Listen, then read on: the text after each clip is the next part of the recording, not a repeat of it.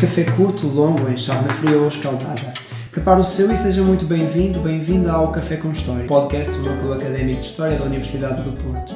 O meu nome é David Amorim e hoje tenho comigo a professora Amélia Polónia, convidada especial no âmbito das celebrações do Dia Internacional da Mulher, 8 de março. Olá, professora.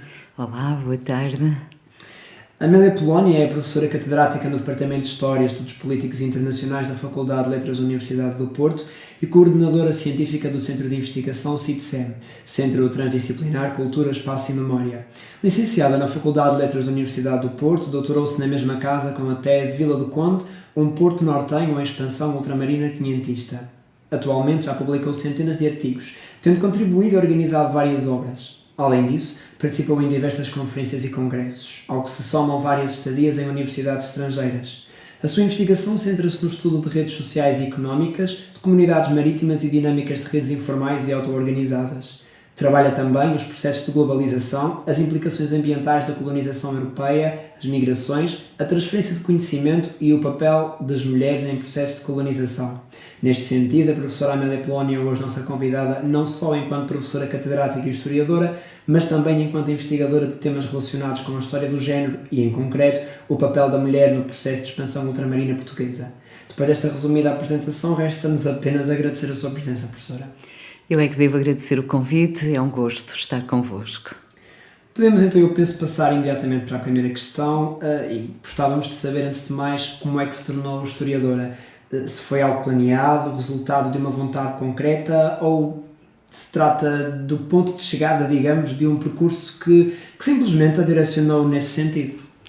Bom, na verdade é a segunda possibilidade, foi muito mais ocasional e casuístico do que planeado. Eu tinha interesses muito diversos, mesmo quando estava a fazer a formação a nível do secundário, e tanto me orientava para a área das humanidades, em particular da história, como para a economia, como em particular para a medicina. Eu creio que foi o meu percurso enquanto estudante no ensino secundário e a influência de muito boas professoras de história que me chamaram a atenção para a capacidade que um historiador tem, colocando-se um pouco à distância dos acontecimentos, de conseguir analisá-los e analisá-los com uma grande complexidade. E como a vida e o presente não são simples, as lições do passado vêm neste sentido, de nós conseguirmos um pouco à distância detectar melhor essa complexidade e os fatores que estão envolvidos. Mas durante muito tempo eu hesitei entre medicina e história, convenhamos. Acabei por ir para a história e não estou de todo arrependida. Ainda bem, ainda bem. E neste percurso, Vila do Conde é um espaço que merece as melhores atenções por sua parte, tendo dedicado tematicamente não só o seu doutoramento, como vários artigos e publicações científicas ao concelho. Trata-se de uma questão meramente científica ou existe uma ligação pessoal, talvez mais especial, diríamos? Eu creio que ainda eu sempre digo aos meus estudantes que as questões de natureza científica têm que prevalecer sobre as pessoais. A verdade é que foram momentos de convívio com colegas da licenciatura. Nós passávamos fins de semana em Vila do Conde, precisamente porque uma das colegas tinha lá um poiso, uma casa onde nós podíamos usufruir, e então isso apresentou-me Vila do Conde e associou Vila do Conde a momentos extremamente agradáveis de reflexão científica, mas também de convívio pessoal. E eu comecei a olhar Vila do Conde com olhar de historiadora, porque isso é inevitável. Quando somos historiadores. E aquilo que vivemos é informado por esse mesmo olhar. E surpreendeu-me como é que nos anos 80, porque estamos a falar dos anos 80 ainda, o poder local de Vila do Conde continuava a nutrir e a alimentar essa memória, nomeadamente do século XVI, que continuava a ser visto em grande medida como o século de ouro de Vila do Conde, muito ligada às questões dos descobrimentos, das navegações, curiosamente mais do que à pesca, que era a realidade muito mais presente no século XX, ou a agricultura, porque, enfim, nesses anos o concelho de Vila do Conde, que entretanto se dilatou muito com as reformas do liberalismo, tinha muito mais de agrícola do que marítimo, mas a imagem mais marcante era claramente essa.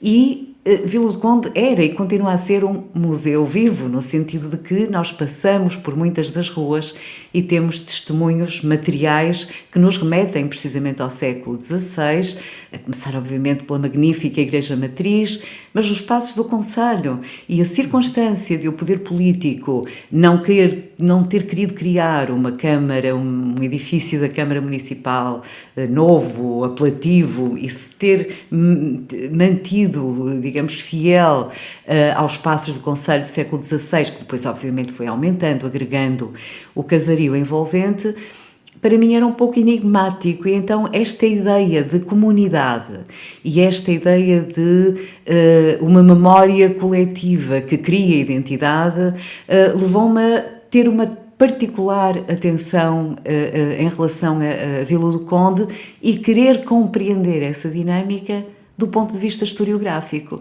E então aí os motivos pessoais e a curiosidade historiadora intersectaram com os motivos de natureza mais científica, e foi isso que me levou a querer desenvolver a tese de doutoramento, porque na verdade é a investigação com mais folgo que nós conseguimos desenvolver.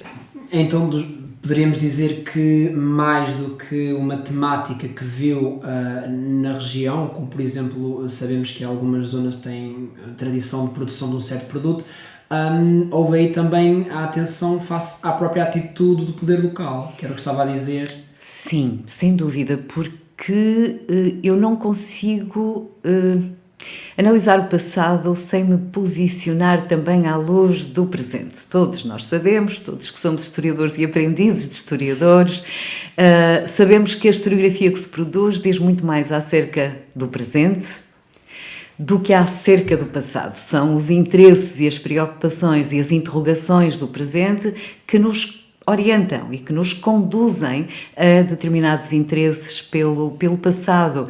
E assim foi com Vila do Conde.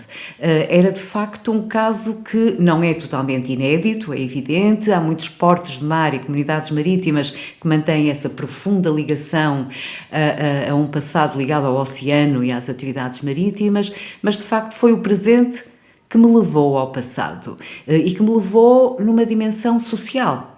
E que me levou a interrogar, evidentemente, que falando do envolvimento da comunidade e do Porto de Vila do Conde nos descobrimentos e na expansão marítima, implica estudar infraestruturas, implica estudar o porto, implica estudar a construção naval, as atividades, mas implica estudar a comunidade, as pessoas.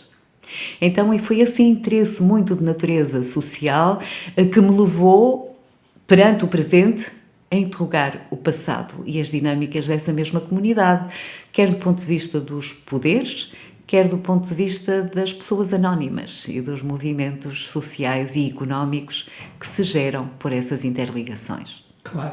E falando então nessa questão do presente, poderíamos passar para esta pergunta, uma vez que, sabendo que é uma das mais reputadas investigadoras do período e do próprio processo de expansão marítima portuguesa, como é que vê as concepções e o entendimento da sociedade face a esta temática? E está aqui mais uma vez a questão do presente e dessa imagem que se cria, e isto olhando à relevância que a sociedade portuguesa ainda atribui a este tema, a este período, e considerando algumas questões que diríamos, entre aspas, um pouco polémicas, como a utilização do termo descobrimentos, que é algo que está em debate.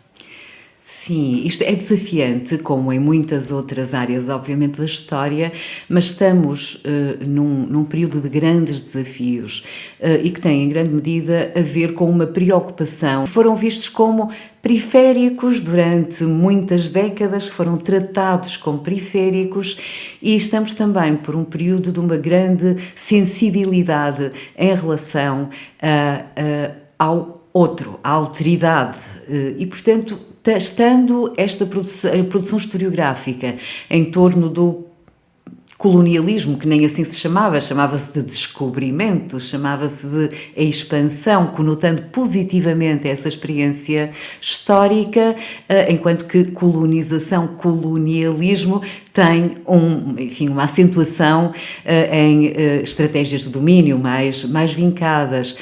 Mas dizia que esta experiência, que é portuguesa, que é europeia, foi sempre tratada de uma forma que nós hoje chamamos de eurocêntrica. Isso agravou muito ressentimentos de outras comunidades e de comunidades de contacto pelo mundo inteiro. E, uma vez mais, como o presente afeta a forma como se vê o passado, é evidente que nós temos que estar também atentos à forma como importa posicionar-nos nessa análise do passado. Isso deve afetar a investigação científica? Eu diria que não deve, porque uma disciplina científica tem critérios, tem métodos e não pode estar, digamos, determinada por modismos que determinam determinados movimentos do presente, mas, ao mesmo tempo, as ciências sociais e humanas, as humanidades em geral também, lidam com sensibilidades, lidam com pessoas, lidam com narrativas. E, portanto, é preciso que o nosso discurso e os conceitos que nós usamos respeitem essas sensibilidades. Isto é verdadeiro para qualquer momento da história. Um historiador do século XIX utiliza uma linguagem diferente, há conceitos que não entram na sua narrativa. Nós vivemos no século XXI e, portanto, sem deixar que o próprio ativismo social interfira excessivamente no inquérito científico, sem dúvida que a comunicação científica deve ter em conta estas questões. E o debate em torno do termo descobrimento anda precisamente em volta destas matérias, como o próprio termo de escravo, que hoje em dia é claramente substituído por cativo, humano ou cativo, ou enslaved em inglês, porque a cultura anglo-saxónica, portanto, é escravizado, não é escravo. Portanto, ao mudar simplesmente este conceito, nós estamos a mudar o ponto de vista como estamos a analisar essas pessoas e esses agentes da história. É claro que, por vezes, o politicamente correto acaba por limitar também a liberdade, por vezes, de expressão mesmo, de comunicação. Mas, em resumo, e procurando sintetizar a minha posição em relação a isso, não há mal nenhum em estarmos atentos às sensibilidades do presente e à sensibilidade dos outros. E sermos nós próprios, como historiadores, levados a ter outros olhares sobre as realidades do passado, construindo, afinal, novas historiografias. A própria comunidade europeia, que através de políticas de financiamento condiciona as prioridades de todas as ciências e também das ciências sociais e humanas, através das suas políticas de lembrança, aponta aspectos em que sugere vivamente que todos temos que pensar, historiadores e sociedade em conjunto. Um ponto de equilíbrio entre estas duas dimensões parece-me ser o adequado. E uma evolução na linguagem e na conceptologia é inevitável também. Claro. E uma coisa que estava a dizer e que me ocorreu agora é a questão de, noutras historiografias, noutros períodos em que se estudou de uma outra forma, foram tratados os conceitos exatamente dessa forma diferente. E não podemos, eu penso, se me permitir, que não devemos de esquecer que já houve esse tratamento. E às vezes eu penso, eu não sei se a professora concorda, que há um bocadinho uma confusão entre o que aconteceu na realidade que os cientistas, como a professora, pretendem estudar e aquilo que a posteriori foi dito. Às vezes confunde-se um bocadinho o que foi dito depois, por exemplo, um século depois ou 2 séculos depois, que não é a mesma coisa do que aquilo que realmente aconteceu. E de facto são, utilizando aqui uma expressão, são areias muito difíceis onde andar, não é?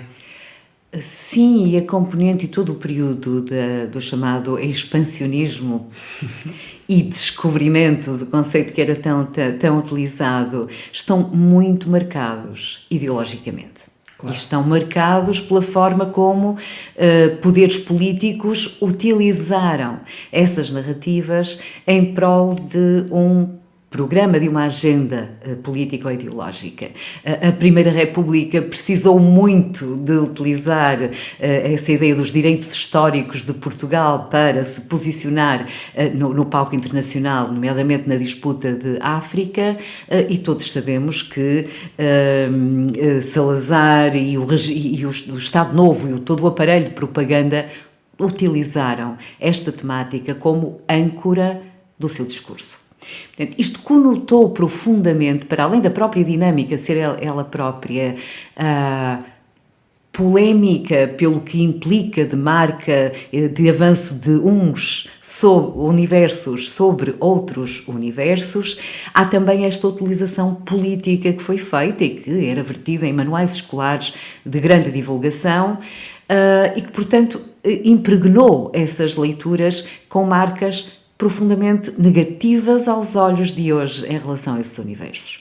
Portanto, o nosso posicionamento também implica que nos libertemos desses filtros e que procuremos, com metodologia sólida do ponto de vista historiográfico, sem a pretensão de sermos isentos, porque nunca há uma total e absoluta isenção. Claro. Os próprios temas que nós escolhemos, as perguntas que nós lançamos ao passado, têm a marca do nosso próprio tempo e dos contextos que vivemos, mas, por outro lado, a própria historiografia produzida tem que ser também ela analisada à luz dos contextos em que foi produzida.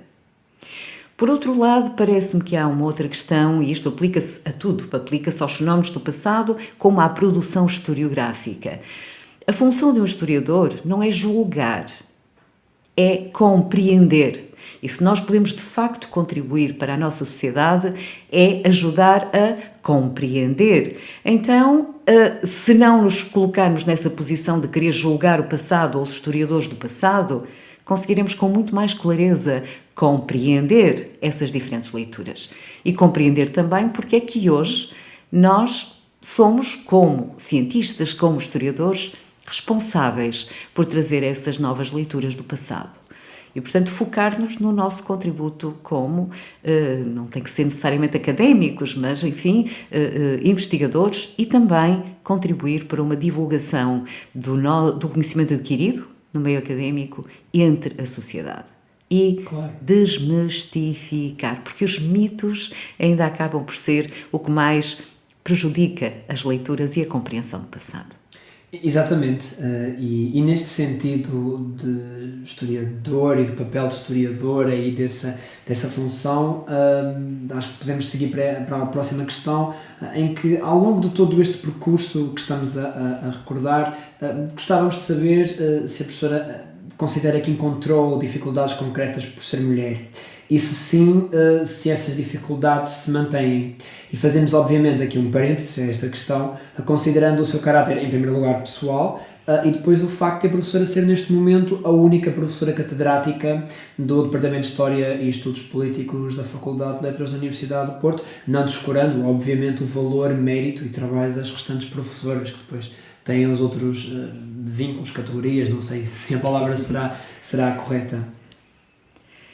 Sim, essa é uma questão que me tenho colocado a mim mesma numerosas vezes, porque decorre precisamente de toda esta necessária consciência que a sociedade tem, evidentemente, de uma subalternização de alguns papéis e funções adstritos a mulheres na vida profissional, na vida dos negócios, na vida política e na vida académica.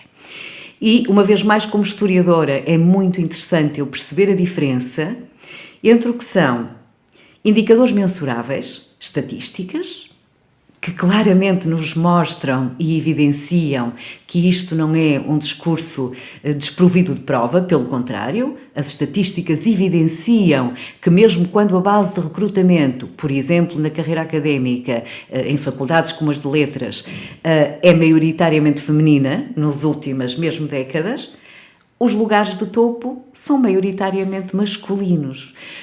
Temos, portanto, aqui uma tendência que é observável com determinados indicadores. Isso requer, obviamente, um estudo que está a ser feito a todos os níveis, enfim, da própria sociologia, que tem um papel muito importante a fazer nesta dimensão, mas a história, obviamente, também. E, em contrapartida, isso colide com a minha percepção pessoal. Porque, para ser completamente sincera, eu nunca senti que o facto de ser mulher fosse um obstáculo ao reconhecimento do meu trabalho, ou ao reconhecimento dos meus contributos. Mas, se me coloco na posição de historiadora, é essa mesma subjetividade de quem sente e depois os indicadores exteriores que nos mostram tendências que são diversas. Isso tem que ser explicado e tem que ser também assumido como real. De tal forma que nós agora temos, de facto, algumas políticas de promoção de indicadores, não é, de igualdade de género, e que neste momento, obviamente, que não é só o feminino, masculino, o próprio conceito de género está claramente a complexificar-se, de resto sempre foi complexo, mas agora está-se a tornar consciência disso, não é? E a fazer esse estudo. Curiosamente, com a experiência pessoal, eu nunca senti que a circunstância de ser mulher me tivesse impedido de cumprir objetivos, de ter projetos, de definir e de assumir uma carreira. Mas eu devo insistir nesta ideia. Quando vamos para indicadores concretos, isto existe. E, de facto, enfim, no Departamento de História em concreto, neste momento sou, eu diria, ainda a única catedrática, mas houve já uns anos atrás, creio que há 9 anos, houve já uma catedrática, a professora Elvira Mea, que entretanto se aposentou. E, portanto, eu acho que é inevitável que, mesmo sem determinação de rácios, essa paridade irá ocorrer. Mas, sem dúvida, que devemos olhar e estar conscientes desse fenómeno, precisamente para se, nas esferas corretas, que são as esferas da intervenção social, que são as esferas políticas, se orientar, de facto, políticas no sentido da paridade e da equidade, que no fundo equidade não é só de género, é de tudo, é de tal igualdade de oportunidades que não tem que ter a ver com confissão religiosa, nem com cor de pele, nem com género, nem com nenhum diferenciador, e tomarmos as pessoas como indivíduos, como cidadãos que têm objetivos e que têm o direito de ter oportunidades idênticas para os cumprir. Não podia estar mais de acordo, ainda que eu não tenha qualquer tipo de autoridade para falar deste assunto, mas isso que estava a dizer, se me permitir, foi de facto muito, muito interessante, essa questão da diferenciação entre aquilo que são os indicadores, aquilo que é a sua própria experiência, essa consciência, eu acho que é muito importante. E complementando esta última questão, o que lhe apraz comentar sobre a participação e representação femininas na comunidade académica e científica portuguesas? Eu não estou completamente a par dos últimos indicadores e precisava de estudar um pouco mais a fundo. Por exemplo, eu acho que era muito importante fazermos um estudo entre os investigadores e por áreas. Esse estudo, os indicadores de certeza que existem, eu não me debrucei ainda sobre eles.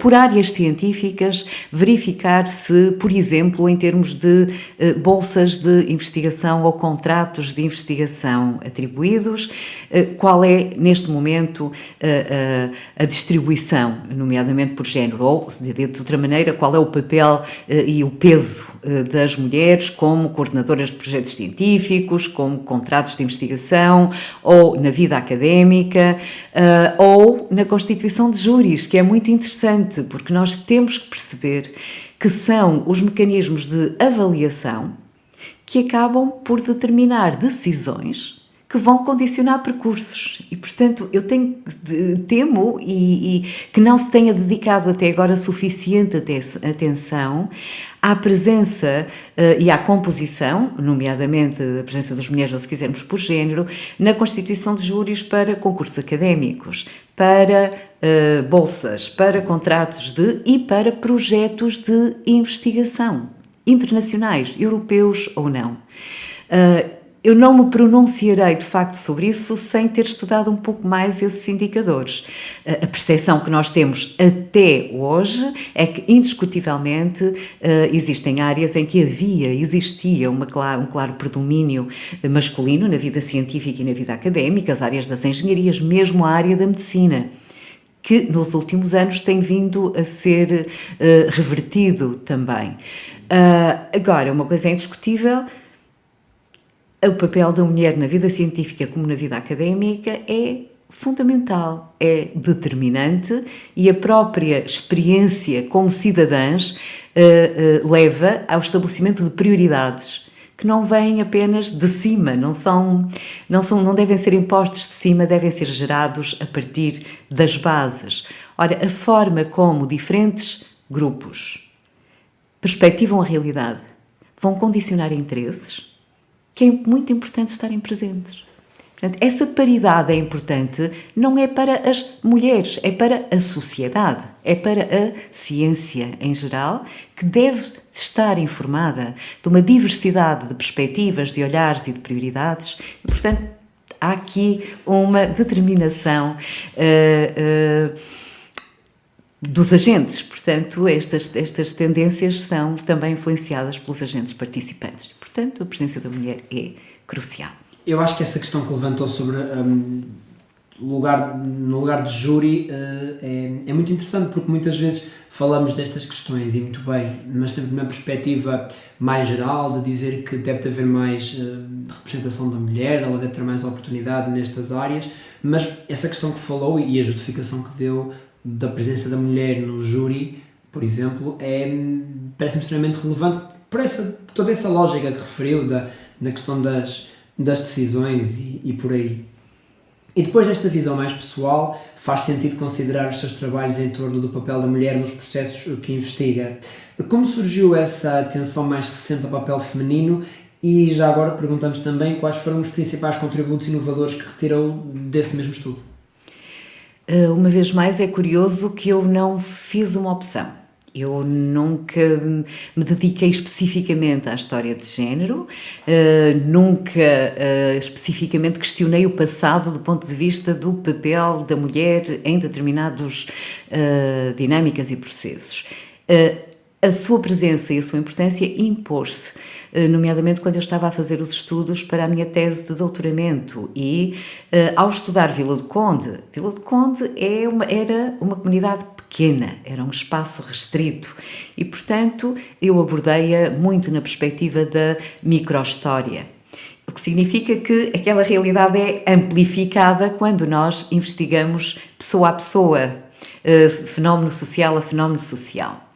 E aí as mulheres emergiam como protagonistas, que era impossível eu não as ver e, portanto, não ser levada a estudá-las de uma forma mais específica. Era quando estava, nomeadamente, a estudar os registros notariais, que o protagonismo familiar, o protagonismo social, económico, de empreendedoras destas mulheres, e mesmo na tomada de decisões, em processos judiciais, era de tal forma visível, para não dizer gritante, que era impossível eu prosseguir a tese de doutoramento sem estudar também este grupo. A que, todavia, na tese dei um peso insignificante em relação à importância que eu já tinha identificado, que já tinha diagnosticado. Portanto, o que ocorreu é que esse percurso foi feito essencialmente depois da tese de doutoramento, depois de identificada esta necessidade de se fazer um estudo até comparativo, e comparativo com outras comunidades, enfim, na Grã-Bretanha, na Espanha, na França, para ver, mas isto é um fenómeno que é típico de Vila do Conde apenas, é específico, acontece apenas nas pequenas comunidades, nas maiores. Foi, neste caso, o contacto direto com os dados empíricos, com a documentação, que revelaram esse grande protagonismo e que, como historiador ou historiadora, não poderia ficar indiferente Então, tudo o que tenho feito desde então, em torno da questão das mulheres, é dirigido por um olhar que, entretanto, foi alertado para a necessidade de se abordar essas matérias. E, portanto, num primeiro momento, estudei essencialmente o protagonismo das mulheres nas sociedades marítimas em Portugal, numa comparativa europeia, mas agora cada vez mais estou voltada para ver esse papel em termos das sociedades de contacto. Essas mulheres das sociedades, comunidades locais, das sociedades autóctones, das sociedades indígenas, se quisermos, e o papel fundamental que tiveram como intermediárias, como formas e elementos de transferência de conhecimento, como elementos de aculturação, como empreendedoras económicas. O meu interesse acabou por se estender cada vez mais para outros universos de contacto, seja na África, seja na Ásia. Curiosamente, mais do que no Brasil, porque no Brasil também há mais estudos feitos, há mais material produzido. Consegue, neste sentido, tecer algum comentário breve sobre o papel da mulher na história? Eu consigo começar por dizer o que é que as mulheres não são, ou que eu espero que não sejam apenas vistas na sua dinâmica histórica. A perspectiva da vitimização a priorística das mulheres, eu acho que é profundamente lesiva ao reconhecimento da sua importância.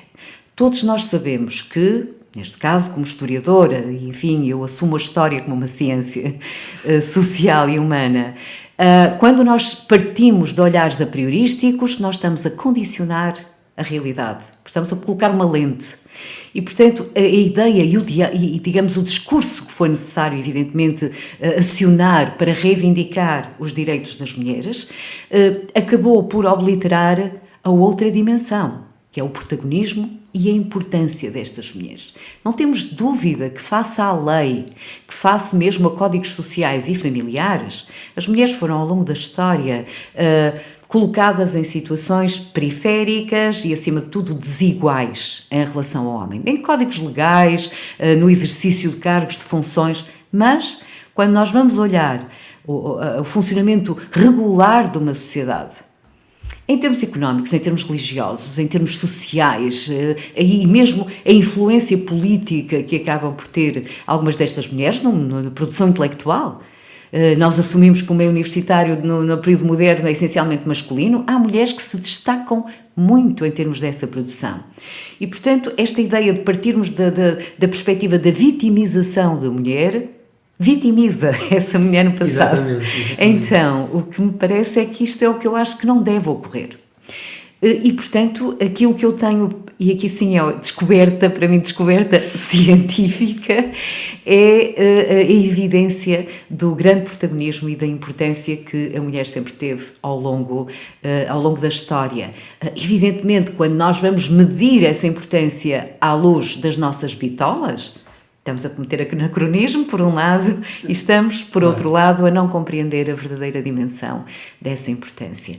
Quando eu foco essa análise na dinâmica do expansionismo marítimo e mesmo dos processos de colonização, para mim torna-se cada vez mais evidente que essa é uma realidade incompreendida se nós não tivermos em atenção a importância e o impacto da atuação da mulher nesses universos. E, no fundo, vai muito ao encontro daquilo que já estava a referir anteriormente por causa de outras questões, que era olhar com uma lente, uma perspectiva, uma metodologia, digamos, científica, que procura apenas compreender como foi, quando foi, de que forma foi, e excluir de facto, e acho que o que disse conclui muito bem o raciocínio, de que por vezes até se cai na vitimização, que é o que se pretende evitar. Sim, sem dúvida, porque é indiscutível, como eu dizia, nós conseguirmos imparcialidade ou exatidão. Não há ciência nenhuma que seja exata, e eu creio que neste momento todos nós sabemos. E não só a experiência pandémica que todos vivemos e as grandes incertezas e que continuam a existir, não é? Em relação a teorias explicativas, mas não há ciência exata, não há nenhuma. E as ciências sociais e humanas são, todavia, mais suscetíveis de serem influenciadas, quer no discurso, quer no olhar que lançam sobre a realidade.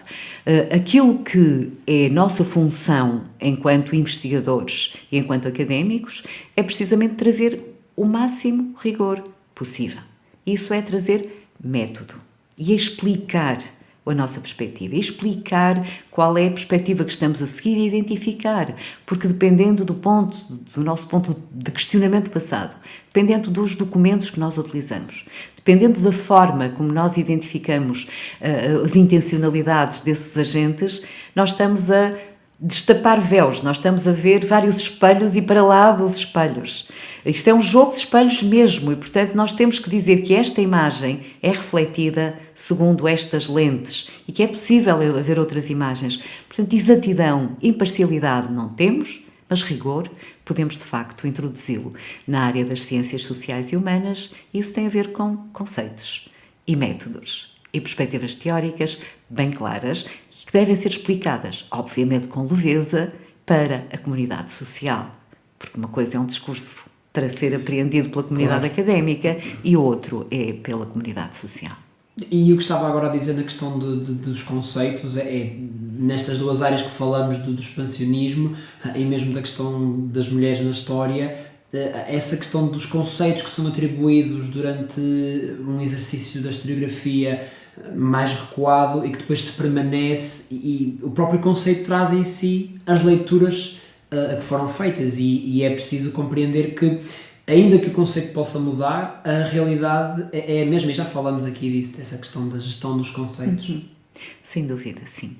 Agora, para terminar, professora, faríamos duas questões um bocadinho quase, nós costumamos dizer que são provocação e que tem que ver com o título do nosso podcast, que são, primeiro, como é que a professora gosta do seu café, e se toma café, e por último, como é que gosta da história, ainda que já tenha falado muito aqui desta última questão. Então, meu café gosto, café preto, expresso, tamanho regular, não demasiado curso, o italiano é demais para mim, quase que não se sente o café, sem açúcar. Amargo, porque eu acho que a amargura traz-nos o verdadeiro sabor das coisas, no café como na vida. E é assim que eu gosto do café, simples, negro, sem açúcar e curto. Não demasiado curto. E da história, gosto e faço questão que ela seja provocadora e desafiante, sendo capaz de evidenciar o que é que ainda temos que estudar. Não nos ficarmos, por isso gosto de projetos e de projetos coletivos, porque me parece que esses são os verdadeiros desafios que interligam gerações e o que eu espero da história é que seja transparente, rigorosa, mas desafiadora o suficiente para continuar a atrair as novas gerações, para que não fique petrificada, porque, como dizia, sendo redundante, a história não é acerca do passado, é acerca do presente. Claro, e já não vão ser estas as últimas perguntas porque tenho que lhe perguntar aqui uma questão que me surgiu, que é, e sente que as novas gerações estão a sentir-se desafiadas, passando aqui a redundância do sentir? Uma vez mais, a questão é complexa. Indiscutivelmente, e aqui é como docente que me posiciono, claro. e portanto as gerações de estudantes que já há 36 anos vou conhecendo e portanto nós percebemos tendências e evoluções. As novas gerações neste momento dos estudantes que estão a fazer cursos de História estão muito mais motivados e estão muito mais por paixão. E isso reflete-se também nos próprios indicadores, reflete-se nas classificações. Eu quero crer que não sou eu que sou mais tolerante, quero crer que não fui eu que reduzi os meus níveis de exigência, mas que na verdade há uma formação que, entendamos, vem já do ensino secundário e vem já do básico e secundário, que tem formado melhor estas gerações. Há uns 20 anos, há uns 15 anos, havia um grande desinteresse pela história, uma desvalorização social da história. Hoje em dia há essa valorização que é feita pelos próprios agentes, participativos. E estas novas gerações, indiscutivelmente, estão nesta dinâmica, neste nível. Por outro lado, como orientadora de teses de mestrado, mas confesso nos últimos anos mais de doutoramento, eu vejo os desafios que estas novas teses trazem.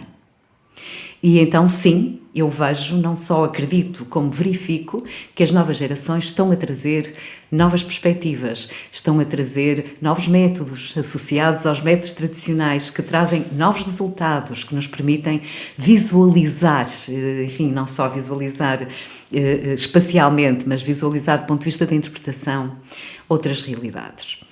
Curioso é verificar que, por exemplo, nos próprios concursos de avaliação em todos os domínios científicos da EFCT, que é obviamente uma das formas de financiamento de projetos de equipa, têm sido valorizados no painel de História e Arqueologia perspectivas que não são de historiadores. Isto é, o grande desafio da história neste momento é ser capaz de responder aos desafios da interdisciplinaridade, mas ser capaz de, mantendo o seu posicionamento de historiadores, dialogando com outras disciplinas, manterem uma posição, como dizia, desafiante e atuante e que, no fundo, conflua com as prioridades do presente. Este é o grande desafio.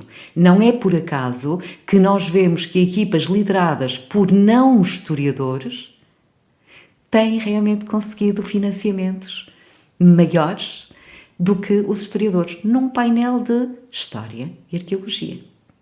E isto tem a ver também com as políticas de financiamento, tem a ver, de facto, com uma política que essa claramente é top-down, é de cima para baixo, porque as políticas de financiamento estão definidas por estratégias que são, por exemplo, as dos 17 desafios globais da ONU, objetivos globais da ONU, que depois se transportam para a comunidade europeia, que depois se transportam para a política e as prioridades científicas de cada um dos países membros. Isto não tem nada de errado, porque, na verdade, nós somos produtores de conhecimento, mas somos cidadãos que devem também participar e contribuir para os, chamamos, desafios societais. Não tenho dúvida em relação a isso. O que eu creio é que ainda não se compreendeu, ou não compreendemos nós, como historiadores ou cientistas do social, é que há uma especificidade das nossas áreas que não pode ser esquecida, nem pode ser marginalizada. A história não pode deixar de ser história e os historiadores não podem deixar de ser historiadores, porque se isso ocorrer, perde-se uma margem de capacidade crítica e de uma perspectiva de análise e de produção de conhecimento que vai criar um verdadeiro buraco negro na forma como se analisa a realidade. A história não pode deixar de ser história e a história como um desafio. Penso que essas duas ideias que lançou são excelentes para terminarmos aqui a nossa conversa, professora, e ainda para mais olhando ao tema do Dia Internacional da Mulher e do 8 de Março, em um dos propósitos pelos quais a professora está aqui connosco. E, portanto, repetimos o agradecimento e penso que podemos ficar por aqui. Muito obrigado por ter aceito o nosso convite, professora, mais uma vez. Eu é que agradeço uma vez mais este desafio e é sempre ótimo criarmos este tipo de diálogos mais informais. Obrigado pelo convite.